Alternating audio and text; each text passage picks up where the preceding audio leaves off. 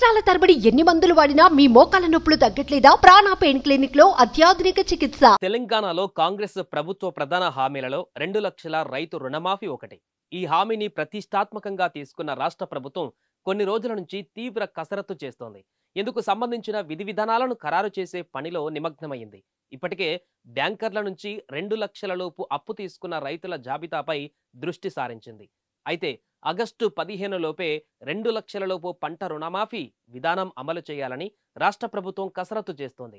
అర్హులైన వారికే రైతు రుణమాఫీ వర్తింపజేసేందుకు అధికారులు వివిధ ప్రతిపాదనలు సమర్పిస్తున్నారు. అయితే పాస్బుక్, రేషన్ కార్డులను ప్రామాణికంగా తీసుకోవాలని తాజాగా అధికారులు ప్రభుత్వానికి సూచించినట్లుగా తెలుస్తోంది.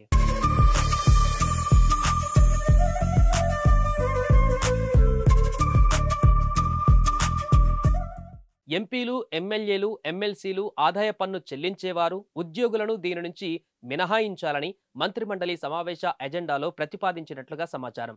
పంట రుణమాఫీ పైన ఈ వారంలో సమావేశం నిర్వహించాలని ప్రభుత్వం భావిస్తోంది. దీనికి సంబంధించి పూర్తి సమాచారం ఇవ్వాలని ఆదేశించడంతో వ్యవసాయ అధికారులు 2 లక్షల వరకు రుణాలు తీసుకున్న వారి జాబితాను బ్యాంకుల నుంచి తెప్పిస్తున్నారు. మరో 2-3 రోజులలో ఈ జాబితా అధికారులకు చేరనుంది.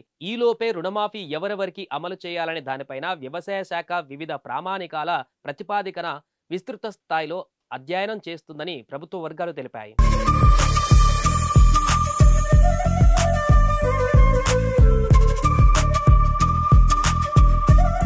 కాంగ్రెస్ ప్రభుత్వం అధికారంలోకి వచ్చిన తేదీనే పరిగణనలోకి తీసుకొని అంతకు సంవత్సరం ముందు నుంచి తీసుకున్న రుణాలనే మాఫీ చేయాలని కొందరు అధికారులు ప్రతిపాదించారు. దీనికి ప్రభుత్వం విముఖత చూపించింది. 2018 డిసెంబర్ 12 నుంచి తీసుకున్న పంట రుణాలు రెన్యువల్ అయిన వాటికి మాఫీ అమలు చేయాలని యోచిస్తోంది. దీనికి అనుగుణంగా రుణగ్రహీతల వివరాలను సేకరించాలని సూచిస్తోంది. ఇదిలా ఉంటే రుణమాఫీకి సంబంధించిన పలు ప్రతిపాదనలు రాగా దీనిపై మంత్రి మండలిలో సమగ్రంగా చర్చించాకే తుది నిర్ణయం తీసుకోవాలని ప్రభుత్వం భావిస్తోంది. అర్హులకు వర్తింపజేయాలని యోచిస్తోంది.